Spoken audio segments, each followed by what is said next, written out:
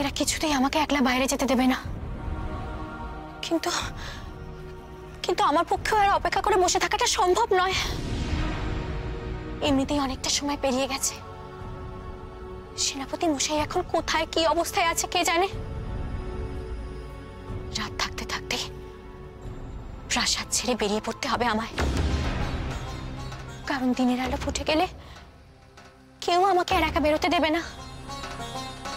অথচ আমাকে যে যেতেই হবে, সেনাপতি মশাইকে নিজের মতো করে খুঁজে বের করতেই হবে। এই রাতের অন্ধকারে আমাকে গা ঢাকা দিয়ে বেরোতে হবে।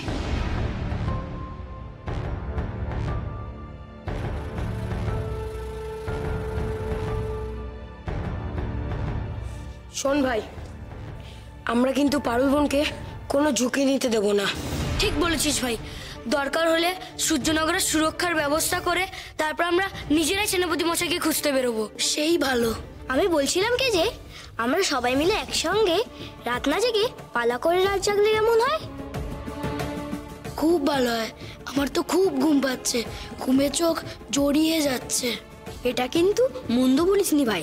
পালা করে পাহাড় দিলে সবারই সুবিধে, সবাই একটু পরে ঘুমিয়ে নিতেও পারবে, আবার পাহারাও দিতে পারবে। প্রয়োজন পড়লে যে ঘুমাচ্ছে তাকে দেখেও তুলতে পারো। হ্যাঁ হ্যাঁ হ্যাঁ হ্যাঁ।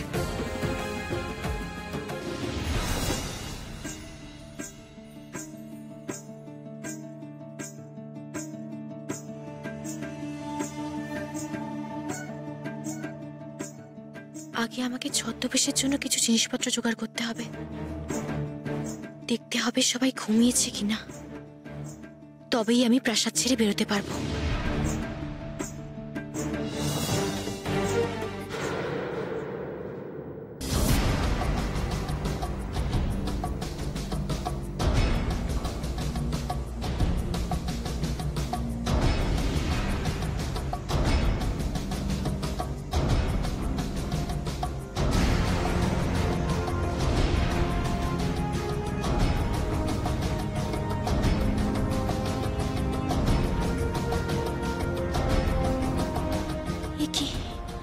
ভাইরা অলিন্দে, যাতে আমি একা বেরোতে না পারি সেই জন্য পাহারা দিচ্ছে। এখন ঘরে ফিরে যাওয়া ছাড়া আর কোনো উপায় নেই। ভাইরা জানলে মা বাবাও জেনে যাবে, এরপর পাহারা দ্বিগুণ হয়ে যাবে। তাছাড়া আমি ওদের কথা শুনিনি ভেবে মনে মনে কষ্টও পাবে। কিন্তু ভাইদের চোখ এড়িয়ে আমি তাহলে যাব কি করে? না, আমাকে অন্য উপায় ভাবতে হবে।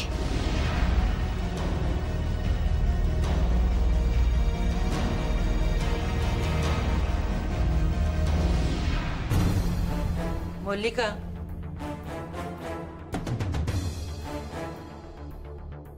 তোর প্রাণ ভরা রক্তচুনি কিন্তু এখনো পদ্মাবতীর কুক্ষিগত, ভুলে যাস না। একটু আগেও ওই রক্তচুনির জন্যই তোকে ছুটে যেতে হয়েছিল ওই পদ্মাবতীর কাছে। ভাগ্যে হাজির হয়েছিলাম মাতা, না হলে তো এত কিছু জানতেই পারতাম না। পারুল একবার লগ্নভ্রষ্টা হোক মাতা, তারপরে আমি আমার খেলা শুরু করব। আমার প্রাণ ভরা চুরি কি করে উদ্ধার করতে হয় ওই পদ্মার কাছ থেকে তা আমার খুব ভালো করে জানা আছে। পারুল লগ্নভ্রষ্টা হলেও ওর ভাইদের শক্তি কিন্তু এতে কমে যাবে না। এরা সবাই দৈব শক্তি নিয়ে ফিরে এসেছে। পারুল রাঘবের জন্য মানসিকভাবে বিপর্যস্ত থাকলেও যতদিন ওর ভাইরা ওর সাথে আছে, তুই সূর্যনগরের কোনো ক্ষতি করতে পারবি না।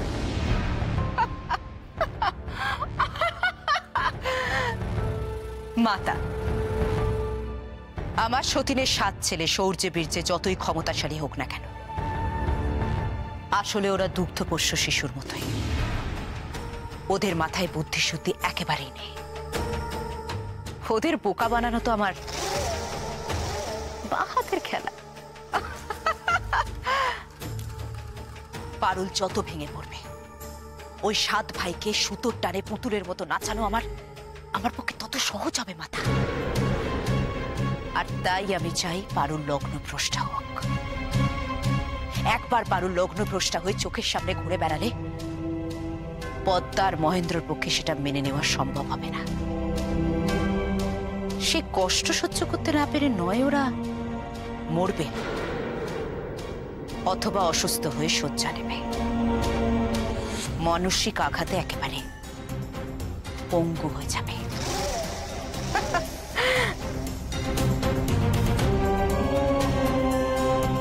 তবে দুশ্চিন্তার জায়গা আমার একটাই,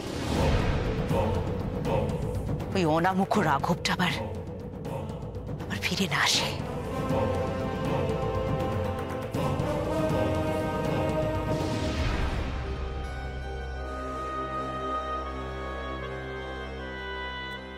বাইরে 7 ভাই পাহারা দিচ্ছে,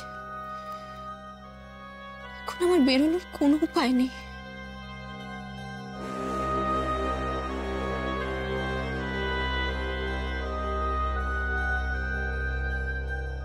তুমি কোথায় গেলে সেনাপতি মশাই? তোমার পারুলকে ছেড়ে তুমি কোথায় চলে গেলে?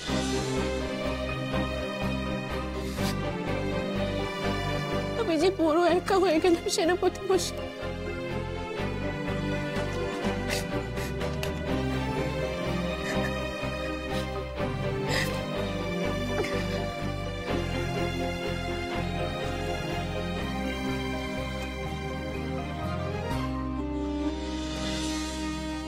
না, কাঁদবো না আমি।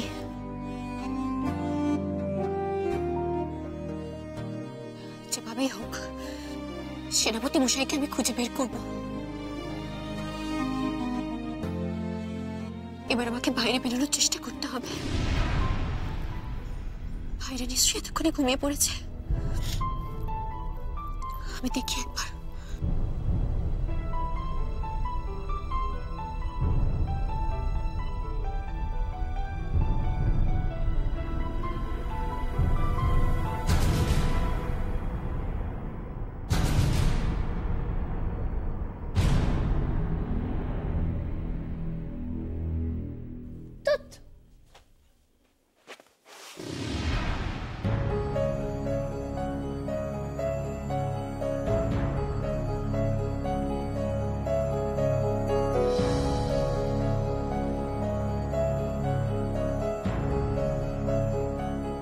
বেচারা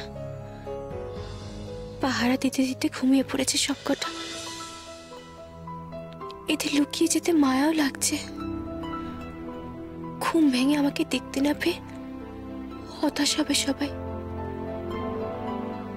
কিন্তু কি করব? আমার যে অন্য কোনো উপায় নেই।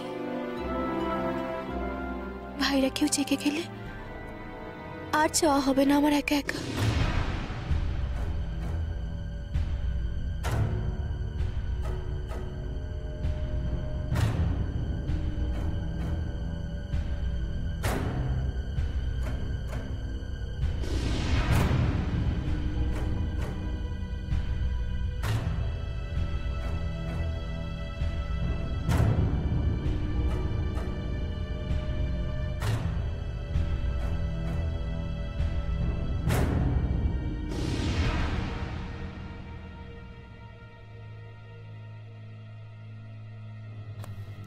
যাক, কেউ বুঝতে পারেনি এখনো।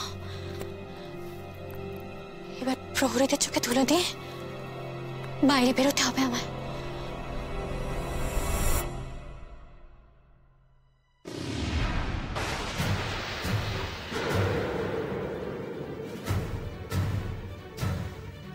একা একা তুই কোথায় আছিস পারুল বোন? চল ঘরে ফিরে চল।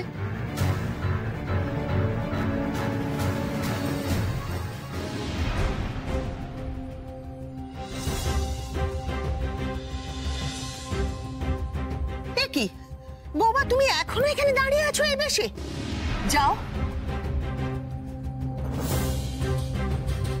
আর কি রে, তোরা সব সঙ্গের পুতুলের মতো এখানে দাঁড়িয়ে আছিস? দেখছিস না আমার ছেলে মূর্ছা গিয়েছে? জল নিয়ে আয়, পাখা নিয়ে আয়, বাতাস করতে হবে, যা।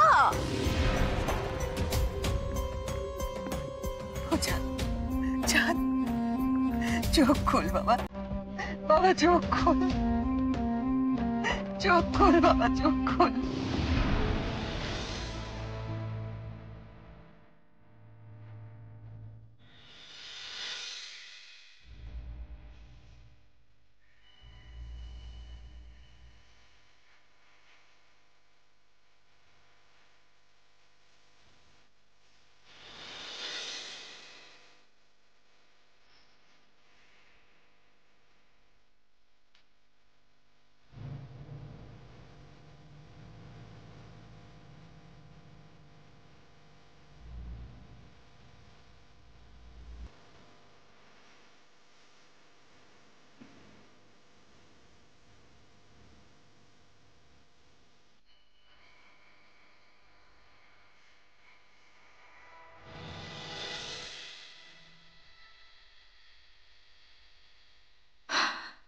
আজ আমার বড় আনন্দের দিন, বড় আনন্দের দিন। ঈশ্বর আপনাকে ফিরিয়ে দিয়েছেন আমার কাছে। হে ঈশ্বর, আমি আমার স্বামীর নামে আমার সিঁথি রাঙিয়ে নিলাম আবার। আমার সিঁথির সিঁদুর অক্ষয় হোক।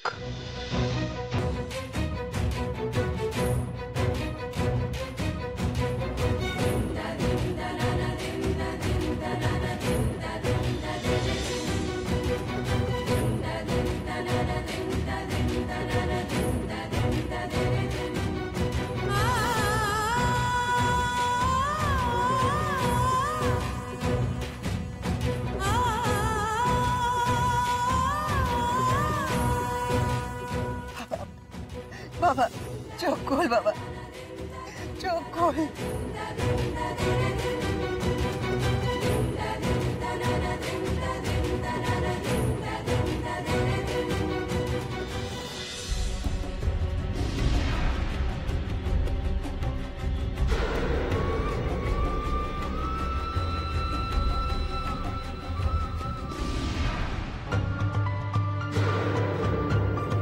চল ঘরে চল। কি হবে এবার? কি করে ভাইদের এড়িয়ে যাবো আমি সেনাপতি মশাইকে খুঁজতে? এত সহজে ওরা আমাকে কোথাও যেতে দেবে না। কি হলো পারো বোন, চল ঘরে চল। শোন না ভাই, তোরা একটু বোঝার চেষ্টা কর। সেনাপতি মশাইয়ের খোঁজ না করে আমার পক্ষে কি ঘরে বসে থাকা সম্ভব বল? ঈশ্বরই জানেন সেনাপতি মশাই এখন কোথায় আছে, কি অবস্থায় আছে। যত সময় যাচ্ছে আমার দুশ্চিন্তা আরো বাড়ছে। দুশ্চিন্তা তো আমাদেরও হচ্ছে পারুল বোন। আমরাও তো চাই সেনাপতি মশাই তাড়াতাড়ি ফিরে আসুক। তাকে ফিরিয়ে আনতে আমাদের বাবাও তো চেষ্টার কোনো ত্রুটি রাখছেন না। তুই একা একা তাকে কোথায় খুঁজতে যাবি? সেনাপতি মশাই এখন কোথায় আছে, কোন পরিস্থিতিতে আছে, সেটা তো এখন জানা প্রয়োজন। ভাই ঠিকই বলেছে পারুল বোন, আগে তার কোনো খবর আসুক। দেশ বিদেশে আমাদের গুপ্তচররা ছড়িয়ে পড়েছে, তারা একটা না একটা ঠিক খবর নিয়ে আসবে সেনাপতি মশাইয়ের। আর তার খবর পেলে আমরা যেভাবেই হোক উদ্ধার করে আনবো তাকে। তুই আমাদের ভুল বুঝিস না পারুল বোন, চিন্তা না করে আমাদের উপর একটু ভরসা কর। তোদের উপর তো আমার পুরোপুরি ভরসা আছে রে, কিন্তু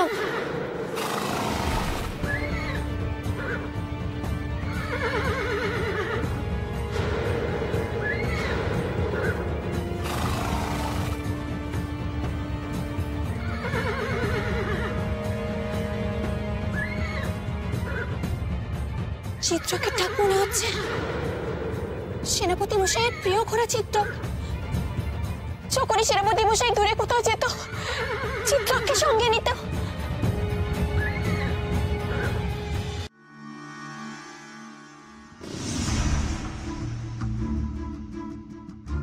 কি আশ্চর্য, যে মেয়েটি একটু আগে সাদা থান পরে বসেছিল তার পরনে এখন রানীর সাজ।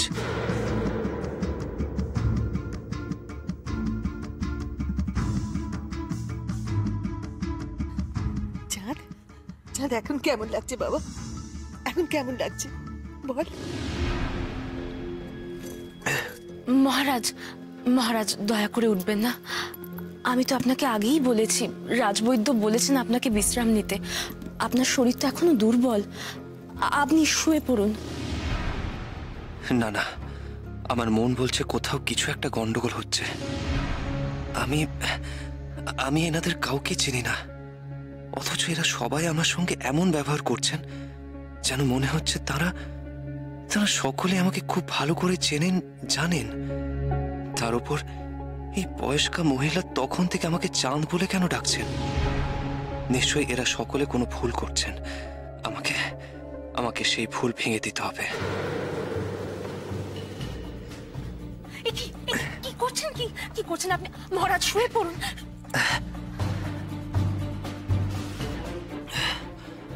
আপনাদের নিশ্চয়ই কোথাও একটা ভুল হচ্ছে। আপনারা যাকে ভাবছেন আমি সে নই, আমি চাঁদ নই।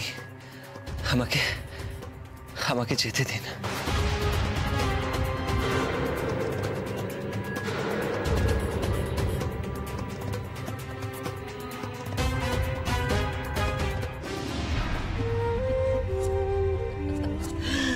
বাহ মল্লিকা বাহ, এত দিনে তুই দুয়ে দুয়ে চার করে ভাবতে শিখেছিস, অনেক আগের থেকে অঙ্ক কষে মেলাতে শিখেছিস। তোর স্বভাবও এখনো অত হটকারী নেই। আসলে ঘা খেতে খেতে আমি অনেক শক্তপোক্ত হয়েছি মাথা। আগে আমি কেমন হঠকারী সিদ্ধান্ত নিতাম, আপনি আমায় বকাবকি করতেন, বারণ করতেন, আমি বুঝতাম না। তবে এখন আমি অনেক পরিণত।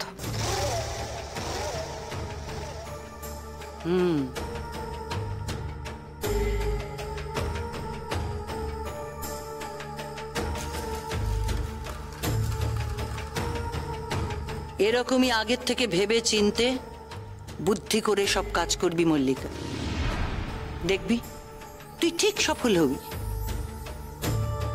একটা কথা তুই যথার্থ বলেছিস, পারুলের মুখের হাসি মিলিয়ে গেলে পারুল যদি মনোকষ্টে থাকে তাহলে ওর বাবা, মা, ভাই সবার থেকে মুখের হাসি মিলিয়ে যাবে। ওরাও মানসিকভাবে দুর্বল হয়ে পড়বে, আর এই মানসিক আঘাত ওদের ওদের শরীরেও সঞ্চারিত হবে। ওরা দুর্বল হবে, সূর্যনগরের ভিত নড়বড়ে হবে। তুই শুধু একটু ধৈর্য ধর, একটু সঠিক সময়ের অপেক্ষা কর। কিন্তু তার আগে আমাদের যেটা করতে হবে, ওই রাঘব ফিরে আসার আগেই ওর হদিশ জানার চেষ্টা করতে হবে মল্লিকা। তবে তবে তবে কি তন্ত্রমাতা? মল্লিকা, আমি আর তুই যদি রাঘবকে নিরুদ্দেশ নাই করে থাকি, আমার অবাক লাগছে রাঘব তাহলে গেল কোথায়? মানে রাঘব রাঘব সত্যি করে নিরুদ্দেশ হলো কি করে? আমি তো সেটাই বুঝতে পারছি না মাথা। সেটা যদি জানতে পারতাম তাহলে আমাদের পরবর্তী পদক্ষেপটা অনেক বেশি সহজ হতো। কি এমন ঘটলো মাতা? কি করে রাঘব নিরুদ্দেশ হলো? এমন কি ঘটতে পারে যার জন্য বিয়ের আসলে আর রাঘব ফিরলই না? মাথা, এমন কারা থাকতে পারে যাদের জন্য আমার শত্রুদের মুখের হাসি মিলিয়ে যায়? কি চায় তারা? কেনই বা তারা রাঘবকে অপহরণ করলো? কিসের জন্য করলো? এই সব কিছু তো আমাদের জানতেই হবে মাথা, জানতেই হবে। চিত্র ডাকছে কেন এমন করে? নিশ্চয় সেনাপতি মশাই করে খোঁজ এনেছে। ভাই ছাড়, ভাই ছাড় আমাকে, আমার ছাড়। পারুল বোন, যাস না পারুল বোন, দাঁড়া পারুল বোন, পারুল বোন, যাস না পারুল বোন। পারুল বোন, যাস না, দাঁড়া। পারুল বোন, দাঁড়া পারুল বোন, দাঁড়া। চিত্রক, সেনাপতি মশাই কোথায়? সারাদিন কোথায় ছিলি তোরা? তাকে কোথায় রেখে খেয়ে নে। আমি সেনাপতি মশাইকে নিয়ে গিয়েছিলাম পূবের জঙ্গলে, তোকে উপহার দেবে বলে সেখানে এক গাছের কোটরে রাখা টিকলি আনতে গিয়েছিল সেনাপতি মশাই। তারপর কোথায় চলে গেল সে? বিয়ের লগ্ন বয়ে গেল, তবুও ফিরে এলো না। সেনাপতি মশাই সেই টিকলি নিয়ে যখন ফিরতে যাবে এমন সময় জঙ্গল কাঁপিয়ে পূব দিক থেকে ছুটে এলো পাহাড়ের মতো এক বিশাল হাতি। সেই সেনাপতি মশাইকে সুরে জড়িয়ে তুলে নিজের পিঠে বসিয়ে ছুটে গেল পূব দিকে। হাতি এসে ধরে নিয়ে চলে গেল সেনাপতি মশাইকে। এ কোনো সাধারণ হাতি হতে পারে না।